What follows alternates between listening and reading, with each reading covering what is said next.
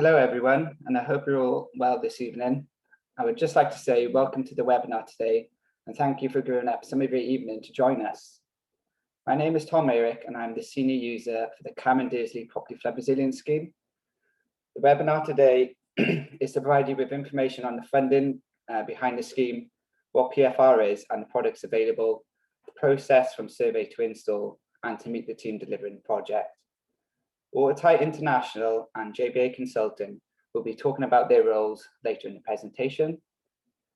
Before we start properly, please note that you're able to type questions into the Zoom chat at any point during the presentation, and these will be answered at the end. You should be able to find the chat button on the display bar down the bottom of the screen. Next slide, please. The Environment Agency has identified a number of properties that are deemed to be at high risk of flooding in the Cam and Dursley area. Both Gloucester County Council's local flood risk management strategy and the Environment Agency's flood risk management plan seek to work with local communities to raise awareness and increase the preparedness for flooding. Cam and Dursley is situated in the River Cam catchment, with the main channel flowing through the centre of the villages before flowing into the Gloucester and Sharpness Canal north of Cam and Dursley. The Environment Agency has successfully secured flood defence grant and aid funding from DEFRA and local levy funding from the Regional Flood and Coastal Committee for a property flood resilience scheme in the area. Next slide, please. So now I'm just going to go through where we've come from in terms of the project. So in 2018, the Environment Agency identified a number of communities across the West Midlands and South West that were eligible for property flood resilience. The Cam and Dursley PFR scheme forms part of the wider package of works in delivering PFR to around 600 properties across the West Midlands and South West. Due to the size and scale of the project, we had to split it into phases, phase 1 and phase 2. Cam and Dursley forms the beginning of phase 2. Between the summer and winter 2020, the Environment Agency developed and submitted a full business case to attain flood defence grant and aid funding and local levy funding to deliver phase 2 of the PFR package. And in spring 2021, we were given confirmation that we had gained full funding for the project following a successful business case. And finally, in summer 2021, Watertight International were given instruction to proceed with phase 2. Watertight International were awarded a contract to deliver the PFR package prior to starting phase 1, using the Environment Agency's PFR framework, which is a national list of approved suppliers that meet industry recognised standards. JBA Consulting are assisting Watertight with property surveys and will be acting as an independent auditor of completed works. Next slide, please. So properties, as I said before, properties deemed at high risk of flooding from the River Cam have been included in this scheme. This scheme will offer a basic package of measures. Watertight will explain later in the presentation what these are, which will be fully funded by the scheme. However, there are certain measures such as tanking which will not be included due to their expense. A contribution is only generally required when the homeowner decides to upgrade measures for aesthetic purposes only. Like, for example, PVC flood doors are the standard flood door that will be provided, but there will be a cost if you wish to upgrade to a composite flood door. But the options will be discussed with the homeowner during the works inspection survey to best suit the property and their needs. The survey is paid for by funding obtained by the Environment Agency, and there's no obligation to take up PFR measures after the initial survey. If you have any questions or doubts in any part of the process, please get in contact with myself or Watertight, who will be happy to help. The obligation to take the PFR measures only begins once the homeowner has signed the agreement, and this is done only when the homeowner is fully aware of the measures proposed and in a few cases aware of any additional costs. And next slide, please.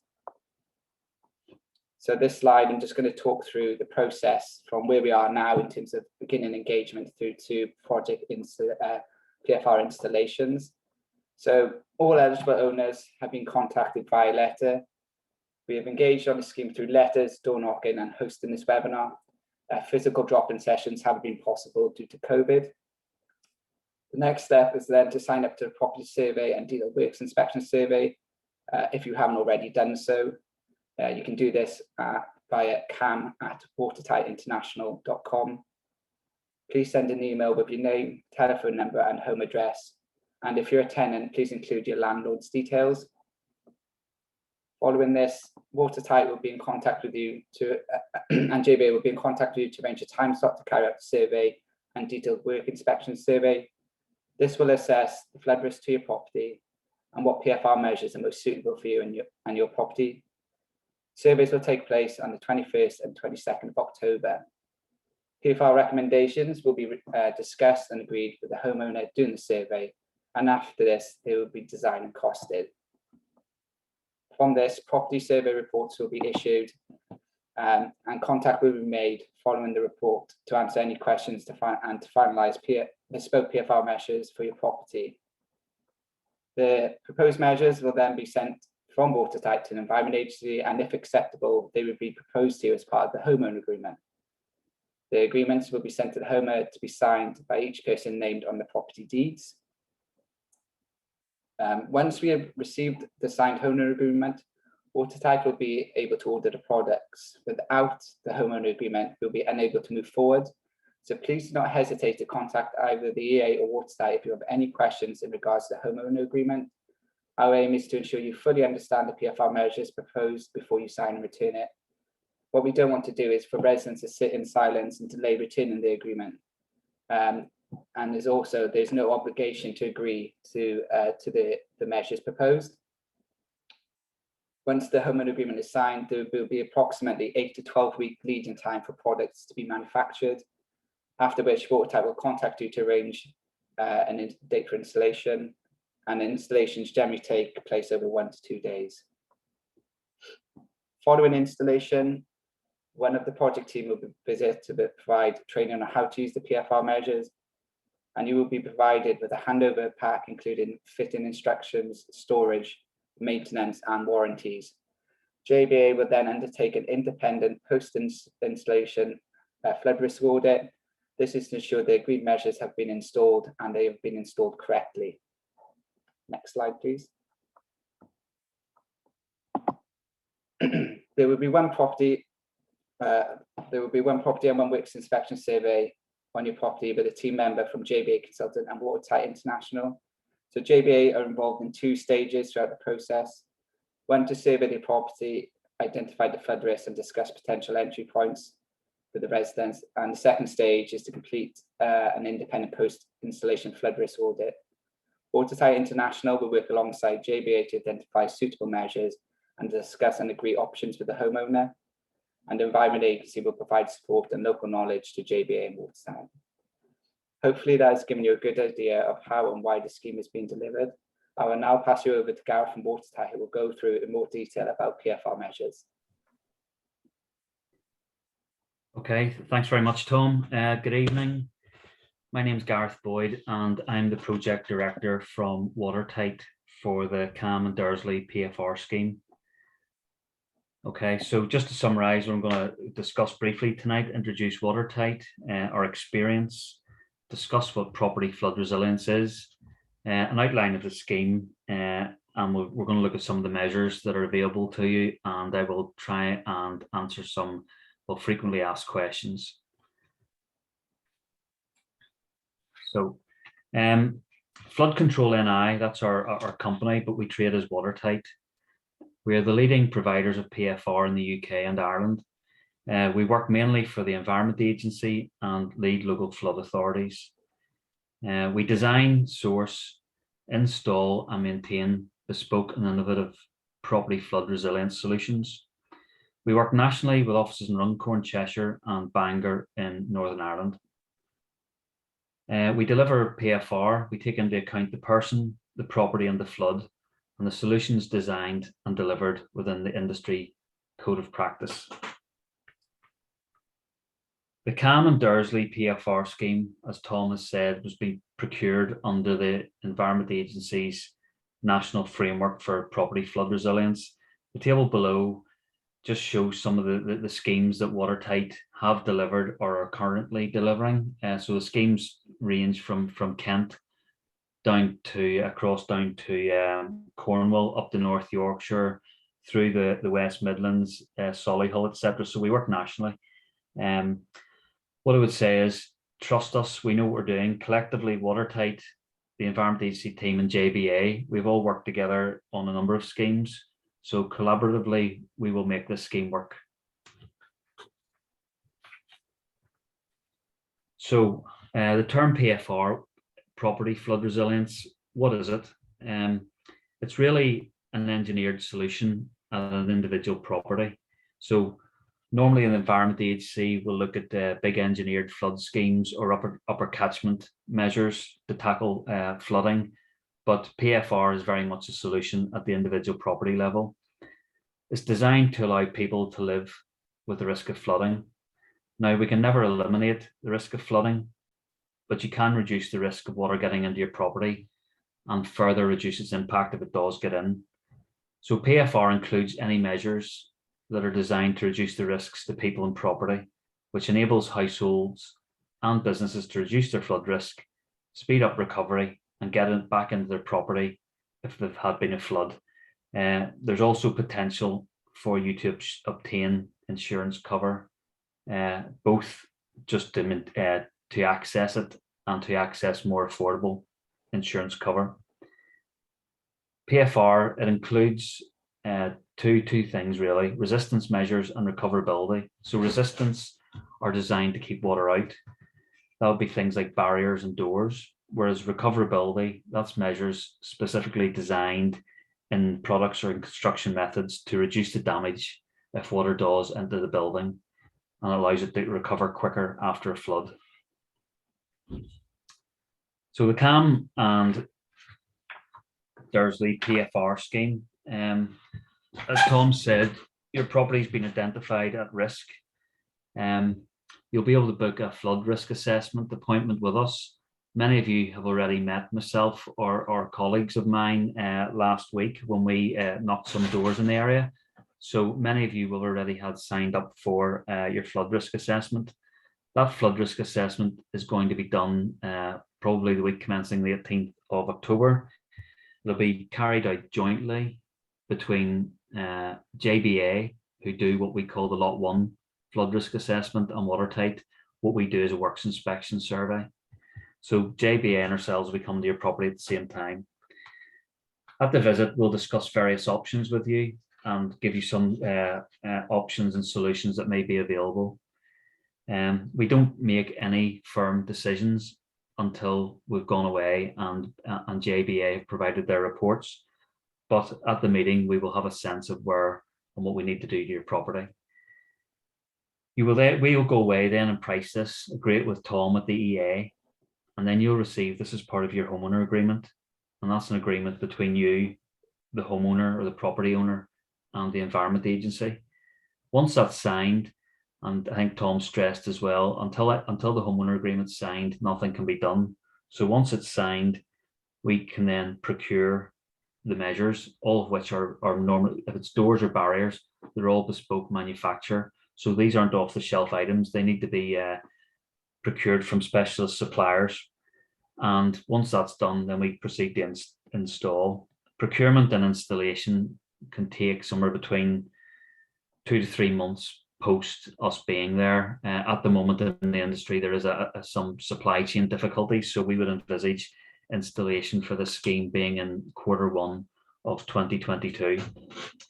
Handover process then is the last thing that we do. That's where we show you how to install, store, and discuss with you various options to maintain your measures. And we will supply a pack that gives you warranty information on the product.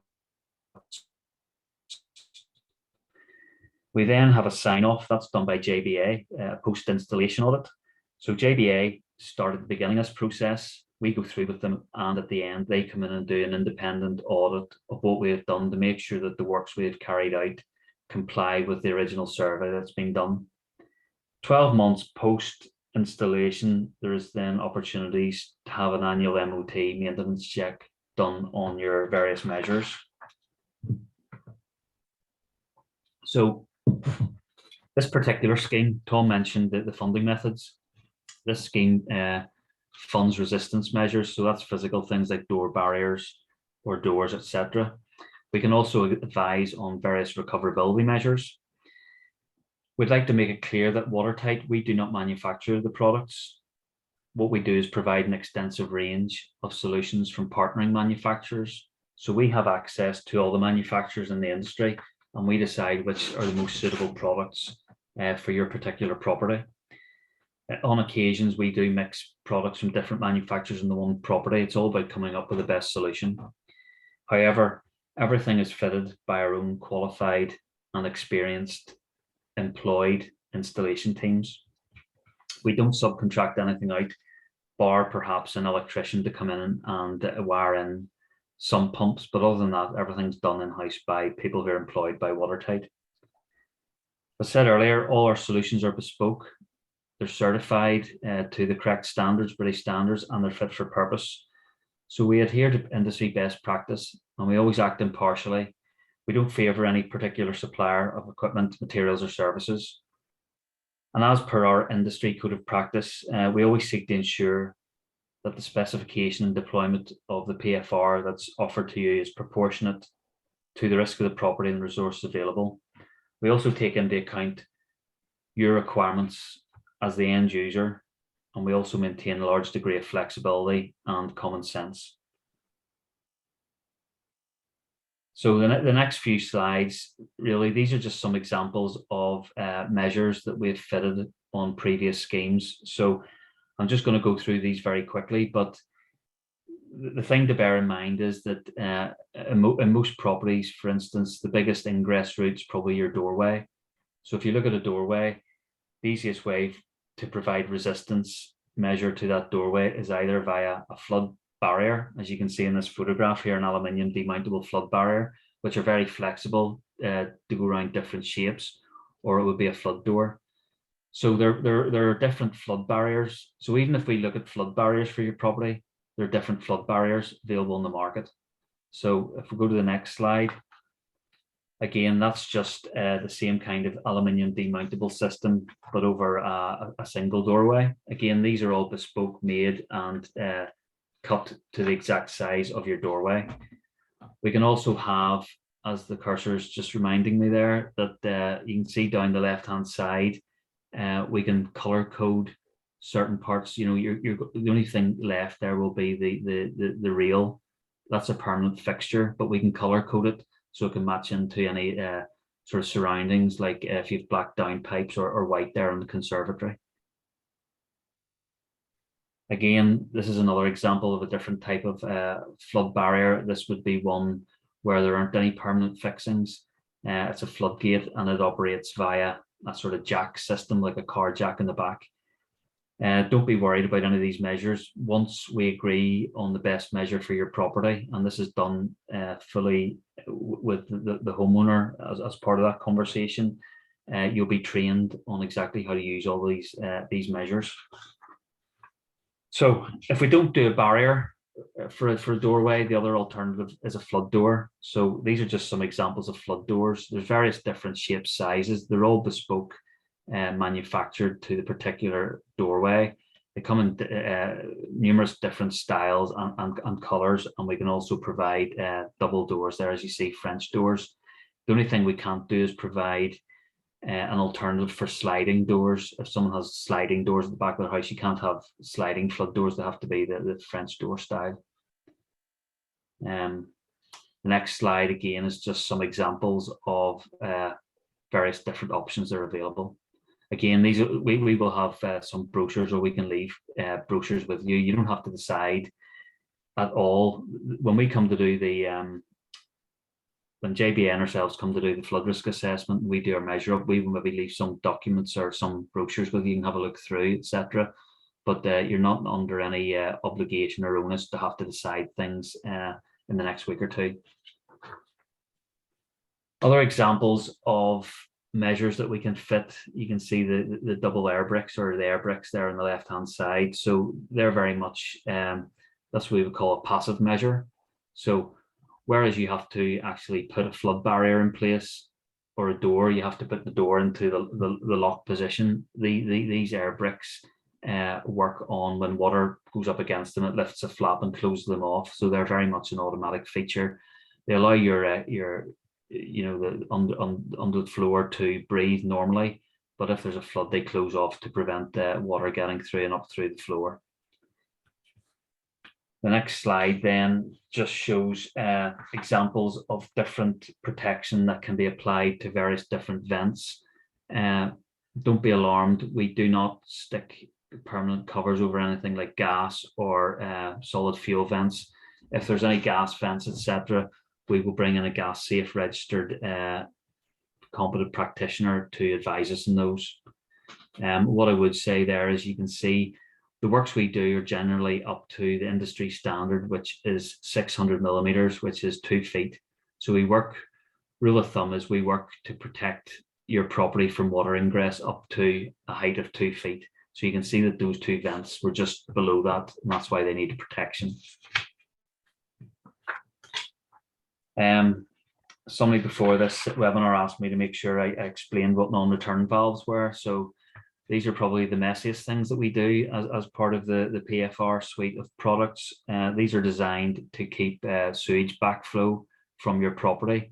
So you can see the blue flaps there on the left-hand side. Basically, when you flush your toilet, the contents will come out through the pipes and down as normal.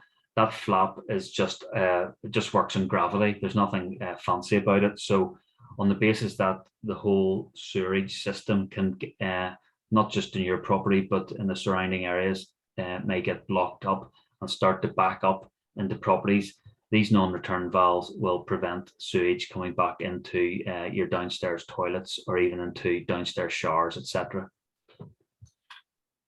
The next slide then is just a couple of sump pumps. So we use sump pumps basically to pump water out of the space below your ground floor. So if there's a void between the ground level and the ground level in your house, even if you have air bricks in place, water may come up through the ground. So some pumps are designed to pump water out of that space before it can go up through the floorboards, as it were. We don't have to site those sump pumps inside the house. We can actually, most of them are positioned externally, and it just looks like a normal manhole cover, and there's a pipe then that goes through from the sump, which is outside your house, through underneath the wall and into the void below. The green pump on the right hand side then, that's what we call a puddle pump. So whether you have a door barrier or a flood door in place, they are allowed a certain amount of leakage. Now this leakage isn't very much, but if there's a sizable amount of water against your property, the chances are that you may have some seepage through, which you could clear up using towels or a mop. But these are puddle pumps, which you basically just set down into a puddle, as it were, and it will extract the water off the floors. So nearly there. This section's just frequently asked questions, because we've been doing this such a long time. We're just trying to preempt some of the questions that may be asked. So first one is, do you have to pay anything towards this? As Tom said, probably not. It's funded by the EA. This should cover most of the properties. It's only if you decide to upgrade any of the measures for aesthetic purposes that there may be an additional cost. Will adding PFR to your property affect your ability to get insurance? It'll actually benefit you being able to get insurance. Flood Re, which is the government set up flood reinsurance scheme, it's available to all homeowners built before 2009. So in fact, if you install property flood resilience measures, the chances are that Flood Re, if you're with them, will actually be able to give you a reduced premium because you've put resilience into your property. Having PFR, is your house on some kind of a target list, bad list for insurance or resale? Again, the answer is no. PFR, it's government policy to mainstream PFR.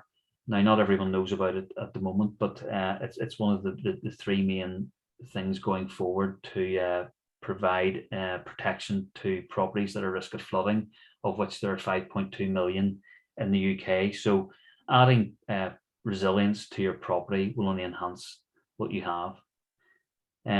how can you be sure that ourselves, Watertight, will do a good job? Beth, who's going to talk after me, her job is to start off with the flood risk assessment, and then to come in at the end with a post-installation audit. So there's a complete, and although Watertight and JBA will attend your property at the same time, it's a joint visit. We're not joined at the hip. It's very much an independent exercise. We come together just to cause less disruption to you, the homeowner. So JBA will keep us right at all times. What if you change your mind after the survey? Absolutely no problem. There's no obligation for you to proceed. There's no obligation for you to have a survey. We're delighted that you've signed up to have one. But after you go through the process with us, and even if we price it and come back to you, at no stage are you obligated to proceed until you sign the homeowner agreement. How do you book the survey appointment? Hopefully most of you have already done that. And can you speak to any one of us if you have any questions? Absolutely. There's going to be a phone number on the next slide. This presentation as well is going to be put on a website for the Cam and Dursley scheme. So our contact details, I think most of you already have them from the letters that were sent out, but Ben Cudworth from our office, that's his telephone number there, and his email. But again, that was in the original letter that was sent out. But if you want to speak to us, it's Ben you would like to come through. So thanks for listening to me. And next, I'd like to introduce you to Beth Jones from JBA.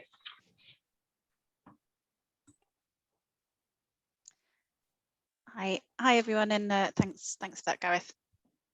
So as Gareth said, my name is Beth Jones and I'm from JBA Consulting. So who are JBA Consulting? Well, we're a flood risk and engineering consultancy. We've got about 25 offices across the UK and some internationally as well. And we specialise in everything water related, really.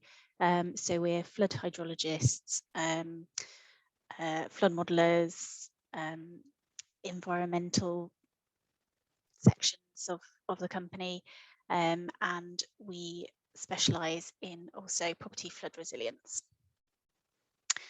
So a few introductions. So that's just me, and I'm there as project manager.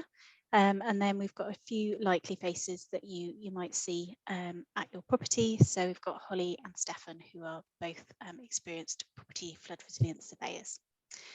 So our role in this project, as been stated previously, so we're independent flood risk assessors, and we're involved at the very start and the end of the project. So at the start of the project, we complete a desk-based flood risk assessment.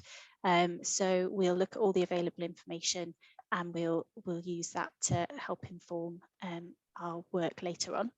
And then we carry out an independent property flood resilience survey, as Gareth mentioned, alongside Watertight International. And then we identify a range of different options for your property. So there'll be lots of discussion around that with the team and yourselves at the property as well. And then we produce a property flood resilience survey report in line with the Environment Agency's requirements on that. And then at the end of the scheme, we carry out the all-important audit of the measures that have been installed and produce a post-installation audit report then as well. So the next couple of slides will just go through a few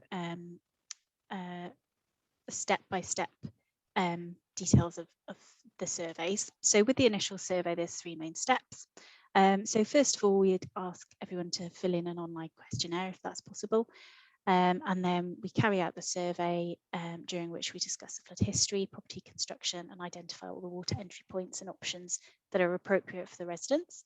And then we write up the survey report, identifying a range of options and recommendations for measures. And that report will come out to you as the property owner following agreement with the Environment Agency and Watertight.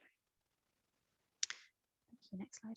So the first step with the questionnaire, as we're aware, a number of you have already had a visit from Watertight. You've signed up for the surveys, which is really great to hear. And if we've already got your contact information, we'll be able to send out a link to the online questionnaire. So we'll ask you to do that. And it just gives us a bit of background and a bit of information before we come and attend the property, which is really useful for us. If you prefer not to do it online, then we can also provide paper copies of the questionnaire. So if you did want one of those to be sent out, you can either contact us directly using the information on the screen at the moment, or you can use the main contact information for the scheme, which Gareth has provided earlier, and I think that will also be shown at the end as well. So either way, you'll still get through, and we can provide that paper copy. And then this is just an example of what the online portal looks like. So during the survey, our team of experienced surveyors will discuss your experiences of flooding. We'll try to understand exactly what's happened and how you and your property have been affected.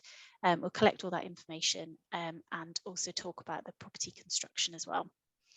And then our surveyors will identify all water entry points. We'll take lots of photos and measurements, and they will all be used to inform our recommendations. So when we come to write up the survey report, that will be confidential to you. It obviously needs approval with the wider project team, but your report is then sent to you and you alone. So it can include details from our survey, and also backed up with the detailed desk study that we've carried out previously.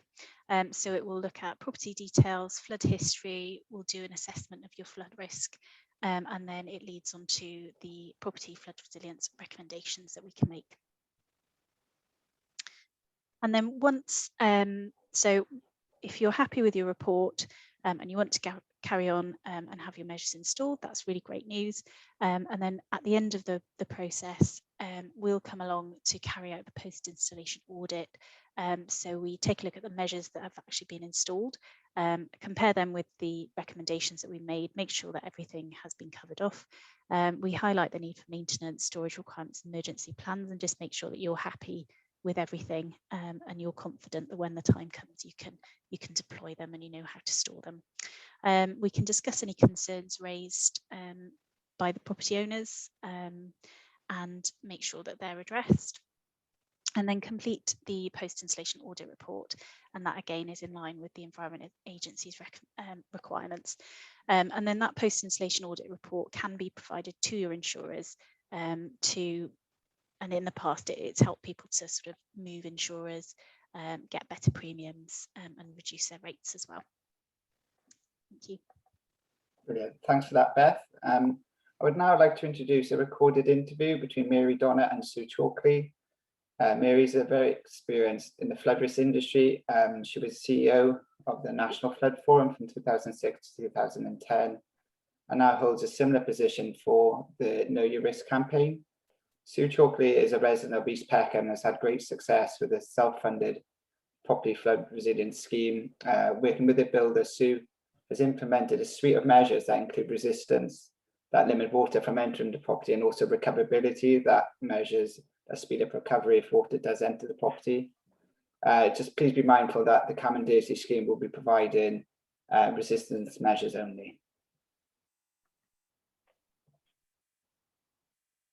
As has been said, I've been flooded myself on quite a few occasions, and I did make my home flood recoverable because it was virtually impossible to keep it out.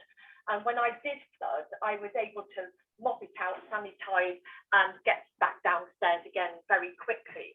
And since then, I've been a passionate advocate. That was 20 years ago for PFR, and I'm so delighted that it's now mainstreamed. You can see these pictures of the sandbags. Most people we see on the telly when they're flooded are dashing for sandbags, and local authorities are delivering sandbags. They don't work. This is an excellent example of sandbags not working. They filter the water, so you get clean water in your home or your business, but it doesn't stop the water from coming in. So can we have the next slide, please? These are some fabulous photographs that I've gathered over the years of property flood resilience measures, such as those that Gareth has been talking about, working in anger. And I particularly like the ones that I've said that I've highlighted, because you can see the sandbags not working, but actually what we can't see off the photograph is a pair of red dry shoes, because that particular property hasn't flooded, and you can see the garage above that just not flooding because the measures have been working. And you know, I commend them to you, and I hope you'll all go ahead with this. But what about recoverability, which isn't covered with this scheme, but it's something that you might want to think about, that you could self-fund? So if we could go on to the next slide, please. I have travelled around the country for the last couple of years in partnership with the Environment Agency and Flood Re, and I've been interviewed about 40 homeowners and businesses to find out what they have done to A, try and keep the water out, or B, help the homes to recover more quickly, with really positive stories to tell. I visited a lot of properties that were sort of challenged last February, and because of the measures people have installed and because of the recoverability, they were either didn't flood at all. One of the properties that I went to visit said that he was on flood warning for 3 years on the banks of the River Aire in Leeds, and they had more problem with their incontinent cat than they did with the river raging past their home for 3 weeks. And so they're really passionate advocates. If you want to read more about this, and you can follow me if you're on Twitter, it's on my pinned tweet, and I commend it to you because it's real people doing real stuff. And also, if you're not on Twitter, you can go onto my website. It's on the front page. It's marydonno.co.uk, DHONAU. But in a couple of weeks, it's going to go to .com. So if you go on to .co.uk and it's not there, go to .com instead. So what I'm going to do without any further ado is hand over to Sue Chalkley, who is well known to you all, I'm sure, because she led the I don't know whether you still lead it, the Flood Action Group. And I did actually come to East Peckham to celebrate the opening of your reservoir flood alleviation scheme many years ago. And Sue is going to talk to you. I'm going to hand over to her because she's a professional. Talk to you about what she's done at her own home level to reduce the impact that a flood can have, and also enable her to recover more quickly. So thank you for listening to me, and over to Sue. Thank you. Thanks, Mary. I'm not sure I do know everybody actually, but for those who don't know, I live in Solhatch. I've lived here, we've lived here since 1988, so we've been here a while.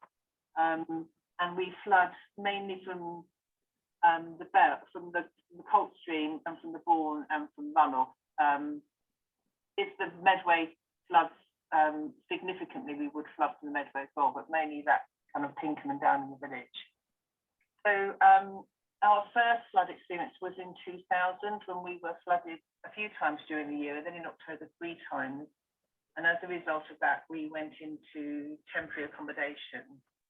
And we really knew nothing. And the insurance company were great, and they put the home back like for like, and we just thought it was a once in a blue moon experience, and we kind of would get on with our lives. And so we moved back in the autumn of 2001.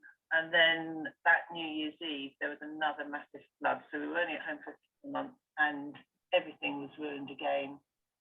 Kitchen came out again. I think we bought 3 kitchens from the guy at B&Q who knew quite well, because we've been back and forward so many times. And that time, I think, having only just got back in and lived through, I think if you've been flooded, worst bit actually is after the flood. During the flood, there's a bit of a dread pumping and your neighbours around, and it's afterwards when you're just constantly dealing with the really complex project management all day long on the phone, waiting for people to answer the phone, just trying to sort everything out, which goes on and on and on.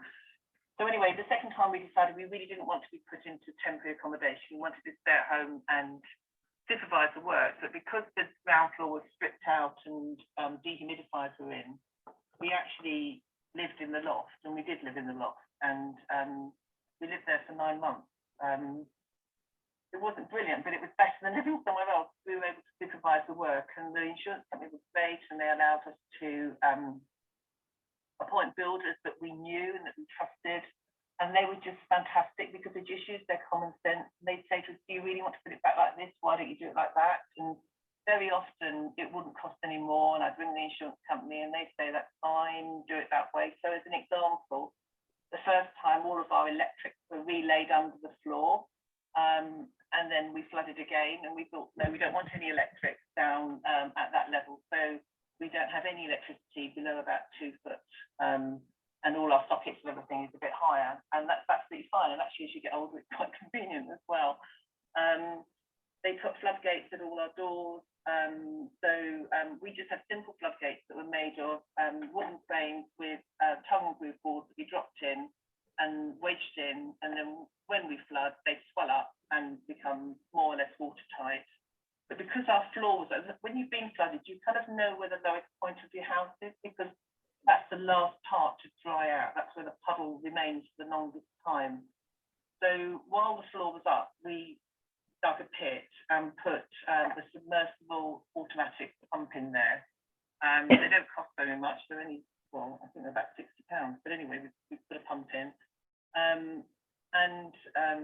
What did we else? So we also dug a trench around the outside of the house that was 18 inches down and 18 inches out, so kind of L shape. Literally just laid that blue heavy duty polythene that you see. Then we put paving slabs against the wall and rendered it. So we kind of slightly tanked the outside of the house. But our house is 200 years old, so it kind of leaks and water just appears from, I don't know, it just appears to the floor. And then we had a new build, we had an extension built, and we put extra high thresholds. So you have to like climb out of the house to go out. And there's a few other things we did, like the plaster didn't go right the way down to the floor. We had high skirting. Anyway, the main premise that we were working was that we knew that water would get in. We couldn't stop it getting in, but what we wanted to do was to keep it to an inch or two. We felt if we could keep it to an inch or two, we would stay in control.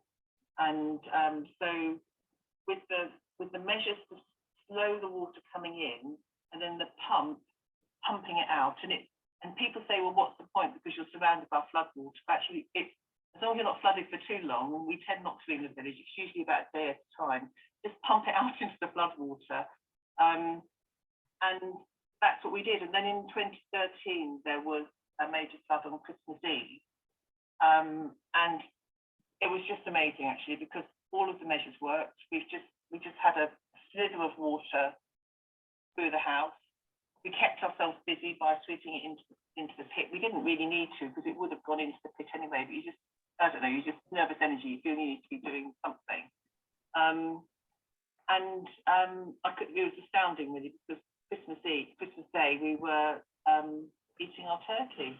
Couldn't believe it, just really, really couldn't believe it. And so I would really advocate putting in measures to protect your home, whether it's resilience or resistance or what, anything you can do.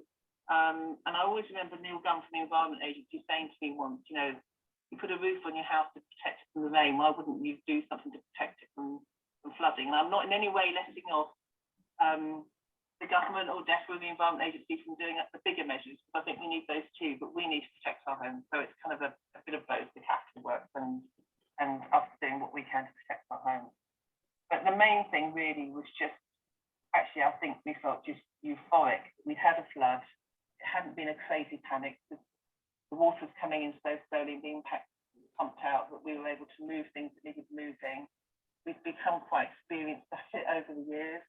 The slight worry for me now is that we've had another extension built, and until that's tested, I don't know whether the works we put in there will work, but hopefully they will. We've got a downstairs shower now, so we have a non-return valve. It's just interesting to see, but I think that's all I wanted to say about our experience. Yeah, slow in, fast out, that's my motto. Well, thank you very much for that too, and I'm sure you'll all agree how powerful that was, to be flooded on Christmas Day and still eating your turkey on Christmas Eve and eating your turkey on Christmas Day. And many of the stories in my ebook are exactly the same. And I hope that what Sue has said and what I have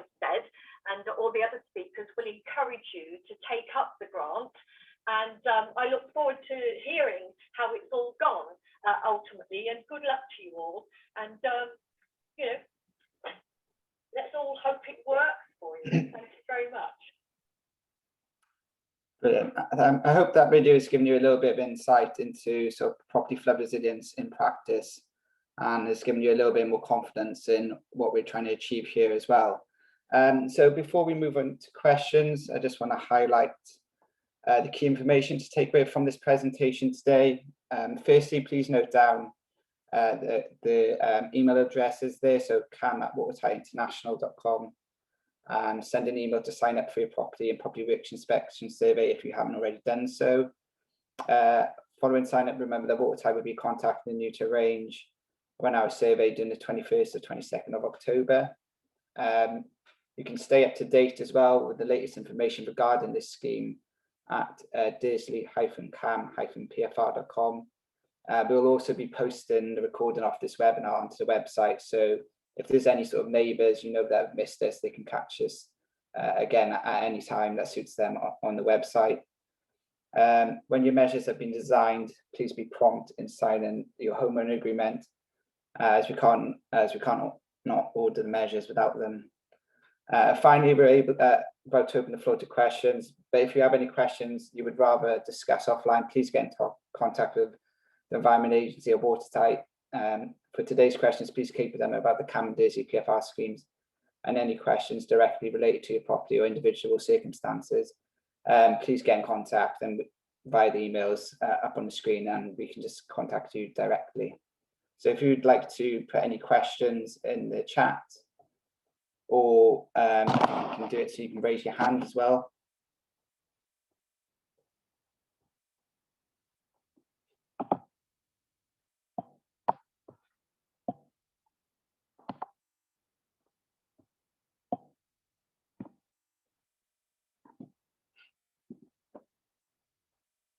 If you don't have any questions at this moment in time, obviously we've given you a load of different email addresses. It doesn't really matter which one you use. It'll find their way to the appropriate organisation. So if you use Watertight and you want to get in contact with it'll be passed over to us anyway.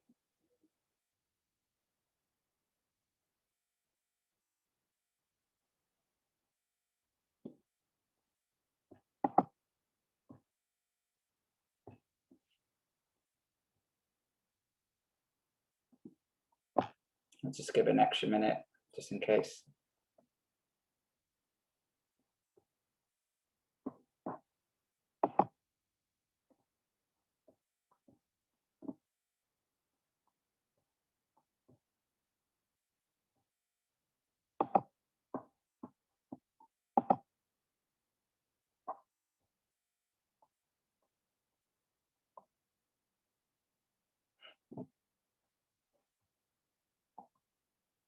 Okay, if nobody has any questions, I would just like to say thank you for joining us this evening. So I think I'll bring this webinar to a close and enjoy the rest of your evening. Thank you.